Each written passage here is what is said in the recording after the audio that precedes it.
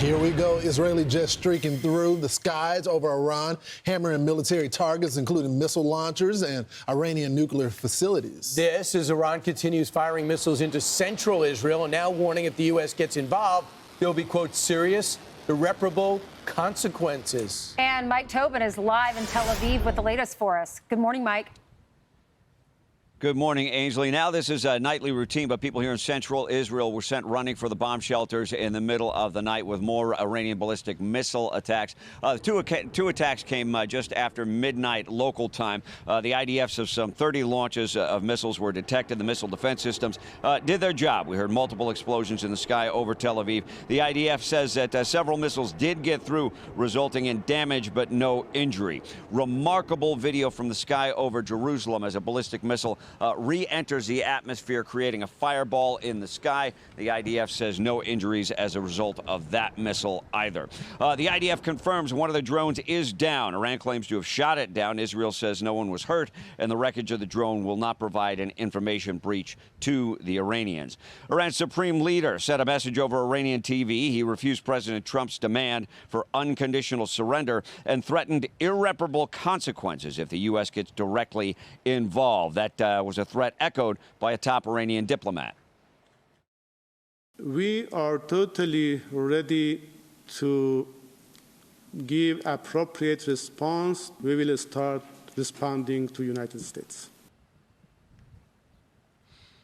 Israeli fighter jets were busy in the skies over Iran last night. They hit 5 attack helicopters that were on the ground, according to the IDF, as well as hitting production sites and launchers for ballistic missiles. Also hit some key nuclear enrichment sites on the ground in Tehran. The Israeli Air Force now boasts air superiority over Iran, saying that they have badly degraded the air defenses to such an extent they can fly over Iran without much risk of being shot down. Guys, back to you. So with the Ayatollah's statements, does that make one think that we should worry about our assets in the region, Michael? Well, you do see some repositioning of the missile launchers from Iran, which is not entirely clear if they are repositioning to aim at U.S. bases, say, in Iraq or some other locations. But clearly they're making those threats, and, you know, the U.S. forces are on alert because of those threats. Mike, where are those bases in the Middle East? Well, you have bases in Iraq in particular. You have naval assets in the region. You have U.S. forces that have been in Syria. You have somewhere around 40,000 troops that are based in the region here, Ainsley. And then you got Qatar, too. Yep. Mike, just to be clear, the Supreme Leader hasn't offered any type of recommendation of peace or to get back to the negotiating table to try to convince the president that he doesn't want a nuclear weapon, right?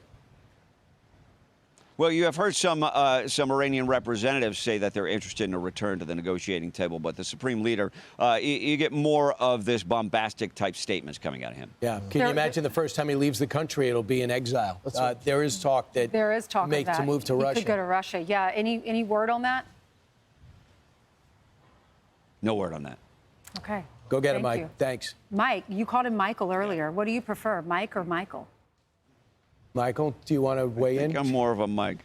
Okay. His mom is the only one allowed to call him Michael when he's in trouble. Did not know that. Thanks, Mike Tobin. Thank you, Mike. Yeah, all right, so now could have handled this in the break. It just shocked me when you said it. It was on my brain, too. Yeah, we share everything with you, the audience. There's nothing you don't know. We're pretty open. We're pretty open.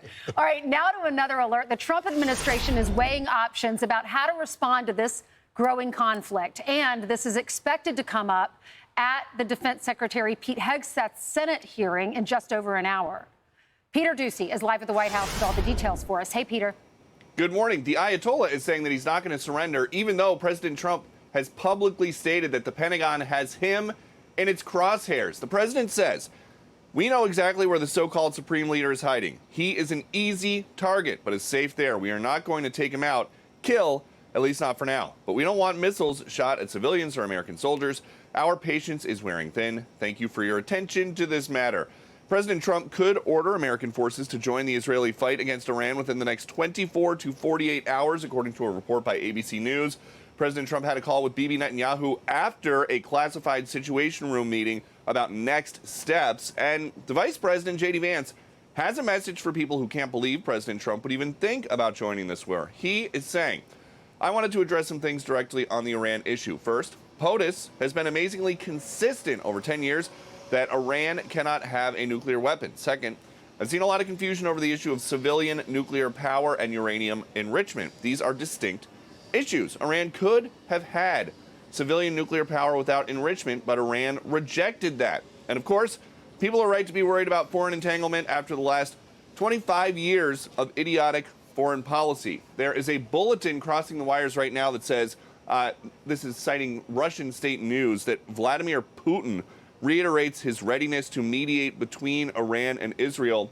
We know the Iranians have been back-channeling to the U.S. that they do want to talk soon. We don't yet know if President Trump would bless Vladimir Putin as the peacemaker. Back to you. One of the problems, Peter, is that the Israeli-Russia relationship has really soured when weapons turned up with Hamas and Hezbollah in those systems, and they were not a supporter during this conflict since October 7th. Absolutely. And the rest of the world does not look at Vladimir Putin as somebody who can bring peace. They look at him as an aggressor who started a war in Ukraine and won't end it, even though President Trump has been trying to get him to end it for the last 150 days or so. And so it's very, very difficult. It almost seems like that's too easy. And that this is going to be something where third parties, fourth parties, Middle Eastern partners are the ones who are negotiating this to end it, no matter what happens. My favorite part about this whole thing, Peter, is that the President Putin offered to the president to help negotiate this, to be a part of it, and the president was like, don't you have another war that you should be doing peace yourself? Well, maybe this is how Vladimir Putin finally gets that Nobel Peace Prize. Right. Fox News alert moments ago, Iran's supreme leader vowing to never surrender, threatening any U.S. involvement will trigger an all-out war with irreparable consequences, as Israel needs an American bunker buster, at least one, to destroy the terror regime's last untouched or virtually untouched nuclear facility called Fordo. Our next guest knows all about the Mideast war on terror. Decorated Navy fighter pilot Matthew Whiz Buckley joins us now. Mac, great to see you. Your thoughts about what our role should be to take out Fordo? Well, good morning, Brian. Thank you for having me. This is literally a once-in-a-lifetime opportunity. I am not a big fan of forever wars. Iraq, Afghanistan, some of our other skirmishes, but this is literally a once-in-a-lifetime opportunity. In Iraq and Afghanistan, we didn't have an ally that went in and completely decimated the enemy and softened up the battlefield. Iran is blind right now. They have no integrated air defense system. All of their sites are more or less open, and Israel has absolute air dominance. So if the president chooses, this is a once-in-a-lifetime opportunity to potentially change the course of history. You're a Navy fighter pilot, unlike the Air Force fighter pilot that would fly the B-2s or the B-52 or the C-130.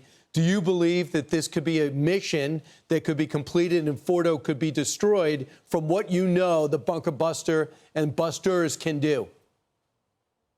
100%, Brian. This is exactly what this weapon was designed for, to penetrate deep into the ground. Not to get too technical, but these bombs have different types of fuses and sensors on them to literally go through different layers, whether it's ground or concrete. You just kind of program that into the weapon. And once it reaches its designed, or what you set into that bomb, it's going to explode. So fairly certain the Israelis have done a decent job of softening up that target, opening up maybe a little bit of a hole for this Moab to come in. How many do you think we'll need? Don't want to get too much into that. Let's just say these will get the job done. The current chairman of the Joint Chiefs of Staff, General Raising Kane, he's an old buddy of mine. One of the reasons President Trump really liked General Kane is because during his first term, he employed one of these massive weapons to take out a mountain of bad guys in Afghanistan. And Trump kind of said, well, why haven't we done this up to this point? And I think Raisin kind of just shrugged his shoulders and looked at some of the higher ranking folks. So one of the reasons I think General Kane is in place today is because he has the skill set and the wherewithal to potentially employ these weapons if the president decides to do so. And the president doesn't want a ceasefire. He wants a surrender. So let me ask you something. People watching at home go, well, you know, what is our problem with Iran? Maybe we just don't understand the culture. Do you have a different perspective?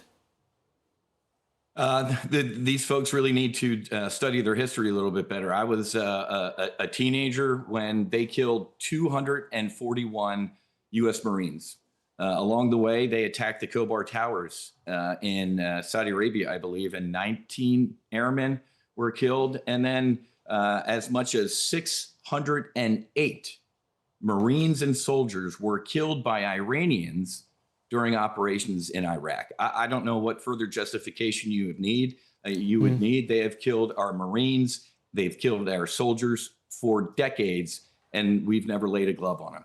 And Iran has told the Taliban, we'll give you $1,000 for every American soldier you killed. And 17% of all deaths in Iraq of American soldiers were directly and at the hands of Iran, at minimum. So I hear you. They have been a problem, and Israel is doing the Western world a favor, and we could finish the job, and I hope we choose to do it. And thanks so much for your perspective. I appreciate it.